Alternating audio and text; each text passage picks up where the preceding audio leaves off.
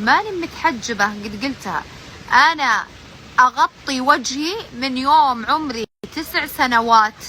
تصوروا أنه أنا لبست الحجاب وعمري 6 سنين، وغطيت وجهي بالإكراه من يوم عمري 9 سنوات، وأنا مغطية وجهي ولابسة عباية إلين جيت أمريكا. جيت أمريكا شلت الحجاب، خلاص تحجبت لين عانيت بما فيه الكفاية. ليش تزيدون الوجع وجع؟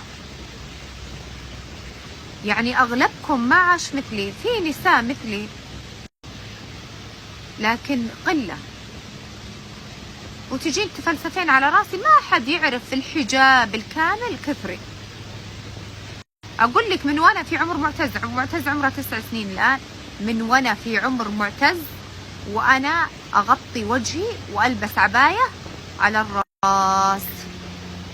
وبعد زواجي يعني قال لك إنه مرة ألبس بالدس عن بعض الأقارب المقربين عباية كتف ونقاب، وإذا صرت في المنطقة الجنوبية عباية راس ونقاب عليه غطا، على النقاب غطا.